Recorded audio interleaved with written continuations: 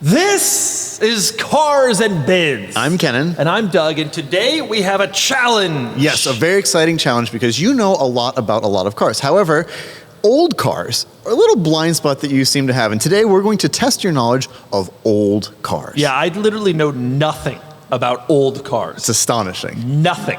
Because you know I can't tell a Hupmobile from a Corvette. I am serious. Well, we'll see. Maybe a Hupmobile is in there, and maybe it's not. We'll find out. But today, specifically, the rules are you're going to guess these cars. Okay, but admittedly, you've prepared a slideshow. I've prepared a bunch of them. Now, Okay. I know these cars because I'm a Victorian relic and I live in the past. And you don't. So if you can guess the year... make or model, you can have a point. That's how bad it's going to be for you. Oh, anything, even the make, I get a point. Yes. Oh, I'll win, no problem. I can tell a good Hupmobile logo when I see one. I'll bet you don't. Let's see. I know a good Sweeza.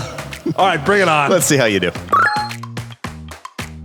Before we get going, we have some big news. Cars and Bids has an app. That we do. If you go to the Apple App Store right now on your iPhone or iOS device, you can download the Cars and Bids app, get push notifications, all sorts of fun things. Kennan, have you downloaded the app? Of course I have. I have it set for E39 M5 notifications, God's chariot. So anytime one goes live on the site, my phone tells me. If you want to be like Kennan or any other cool person, go to the App Store or click the link in the description below to download the Cars and Bids app right now. Okay, so the first car, we're going to start nice and slow, nice and easy for you. Okay. First car. Oh, that is easy. That is very easy. Oh, is it? Really? That car can you spit it out? is a very well-known car, Kennan. I think everyone here would be able to tell you that we are looking at a Ford Model A. Yes. Yes! Yes! Very Take nicely that! done. You're nothing! That's, well, like I said, it ramps up a bit from I here. got the brand and the model. Can I get 2 points? No, you're going to get a point for that, 2 points! but you're going to need it. Okay, fine. All right, you're going to need a lot of help from Mike, the little robot there. Ford Model A, nice and easy. All right, next car. Next car. Oh, this is a very well-known car. It is. This car, I believe it won its class at Pebble Beach a couple years ago. and the class was old stuff that nobody cares about. Well, that's It won Pebble the- Beach. That's going to Yeah, right. It won the whole show. This is very obviously, and you can see the giant wing logo and then the cobwebs right below it. Yes. This is a Stutz Bearcat. Interesting. That's your final Stutz Bearcat. Incorrect. This is the 1914 American Underslung 642. American Underslung. Yes, so I'll tell you about this car. So American Motor Cars was a manufacturer who only existed for like 9 years or so. And in that time, they made a vehicle called the Underslung. It's called that because the body sits below the axles. It was like a sports car of its time. This is a bicycle with an engine. It doesn't even have a windshield. This isn't a car. It doesn't count. It had quite an engine, though. 7.8 liter Yes, inline and it made four. 112 horsepower. It's very generous. It made 50 horsepower. What a stupid thing. This isn't a car. Look at it. You and me could make this with materials we have laying around. We could turn those bookcases into the frame rails. What is that? A crank? Come on. Break your wrist. But you mentioned Stutz. Harry Stutz actually helped design this vehicle before he left. Well, that I know. In 1911. Let me ask you a question. Are they all going to be cars from the teens? No. Because teens cars, people watching are going to be like, I don't know that either. Right. I happen to know it. Like I said, Okay. Victorian relic. All right, so we go on to the next one. So you got I guess. one so far. Well, You got one. You got one. I got,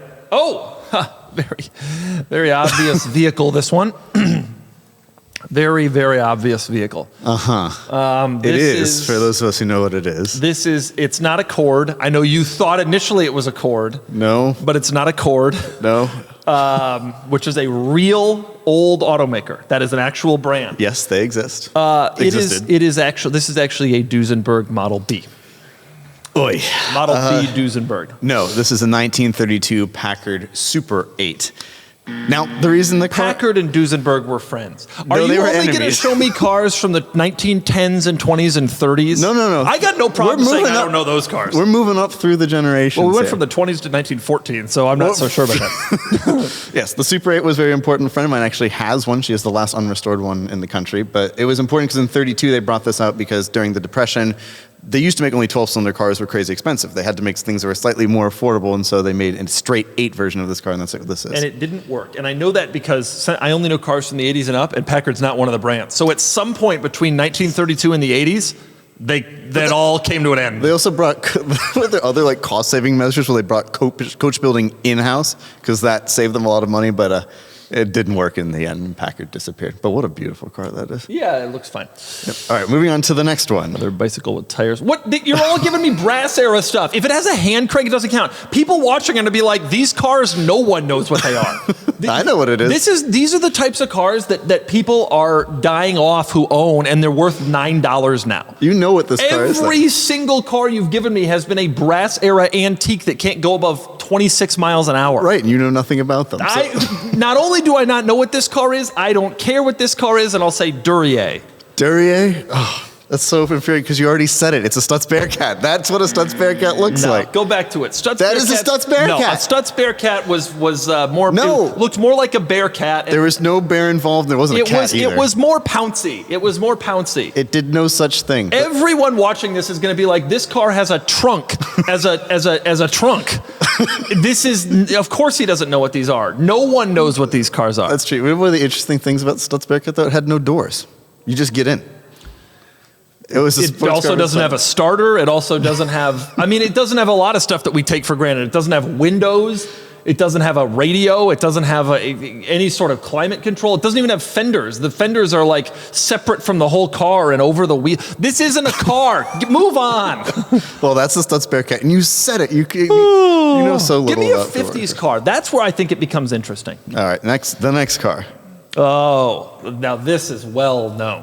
This is a 50s car. This car is a legend. Late 40s, early 50s. I did a video with this car, and I talked about it, but I suspect you did not watch that video, and now you're being punished. Well, this car, I watch every piece of content that you make.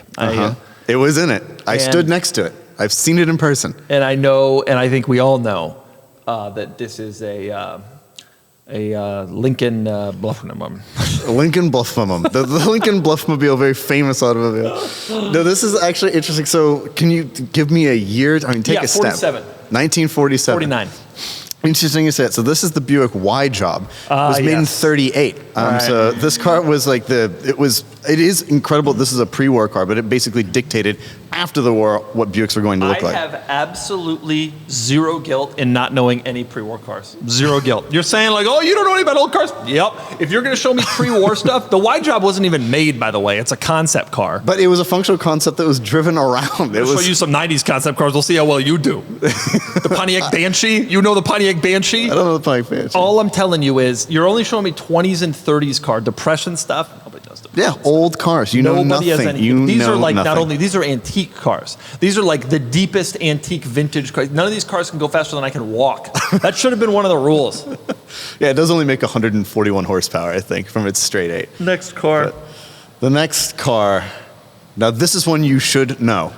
I do know this car. I've seen this before. But I'll bet you don't. No. You've gotten 1 point so far, so please get on the board. Like just if you can get 2, I'll be thrilled. So really think carefully about your answer here. No, I know this car. You should. Can you just? It looks like a. What creature do you think it looks like? I think it looks kind of like an aardvark. Yeah, it's got some aardvark to it, a little anteater, but it is cheese wedge. What the hell was this? I did remove the logos because. Okay, the answer is. It's a Ferrari. It is a Ferrari. But what was it based on? It is a Ferrari. I'm very pleased that you know that. This was a coach-built crazy thing. One of one. Thank God. Thank God. I mean, it's really one of the uglier cars you'll see. I based on the wheels, I think it's probably based on a 275 or a 330. Wood steering wheel. I just don't know. But I don't remember what it was called. But I remember I've read about this car before and how heinous it is and all that. What is it? I'm glad. It's one of the great ugly cars. One of the great ugly cars. So it is 1966 Ferrari 330. So it's a 330 2+2 built by Navarro. There's this guy. His name was Norbert Navarro.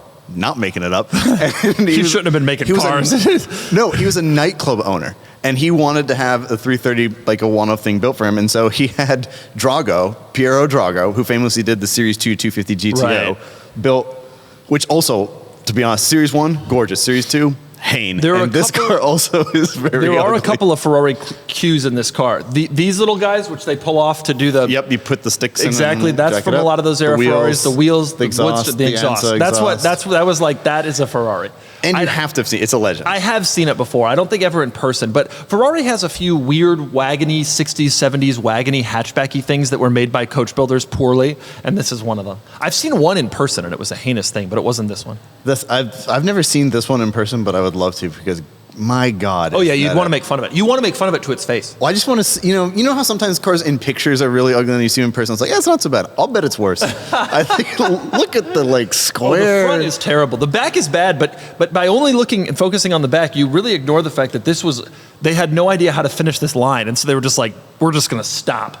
Yeah, I think it's a combination of all separate ideas. Yeah. Like this is like curvy. Right. There's that's a from the curve, original there's a car. square. This It is does like- give you an interesting look, though, at what was happening with automotive design late 60s, early 70s. You were transitioning from the curves of the 50s and 60s cars to some of the sharper angles that came out in the like late 60s, like the Daytona, and the 70s, the Countach and cars like that. Right, and allegedly there was some inspiration from Gandini. There was some like, but it wasn't great. It was like a fever dream. It wasn't an actual Gandini thing. wouldn't attest to that, I'll tell you that. Yeah, exactly. Those are our list because I knew you just don't. You prove that you know so little I about have old clearly cars. succeeded. I got every non-19 teens brass era antique But you car said that you showed me. you said Stutz Bearcat, but you don't know what it looks like. The Stutz Bearcat is yellow. Okay, the Stutz Bearcat is They yellow. offer it in a lot of colors: red, But black. it's yellow. Like, it is a yellow car. So you saw- People are going to agree with me in the comments. Like, yeah, you know, when I think Stutz Bearcat, I think yellow. So Wayne Carini featured one in Chasing Classic Cars. It was, It was yellow, and yellow. that just And then sunk in into your my mind, mind. it's a that yellow car. That and Hispano Suizes. So what, I got 2 out of like 5, 6? You got 2 out of 5, which is That's a ain't victory. bad for.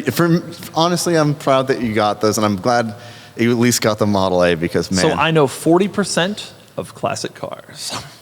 Boom! Yeah. Okay. Well, for those of you who really know your classic cars, No one watching hate this us. video. That is true. It's Never not the forget that audience one for time I went to Dubai to film vintage exotic cars, and I filmed 5 vintage Italian Maseratis, 250. Lamborghinis, Ferraris. Yeah. And the video that did the best on that trip was a 1996 Hyundai Equus. I do remember that. Never forget that. I didn't That's watch- YouTube. That's I the didn't- YouTube audience. True. I didn't watch that one. I watched the other one. So I didn't watch that. But that's more of who I am. Well, congratulations to me. Goodbye, everyone. Goodbye.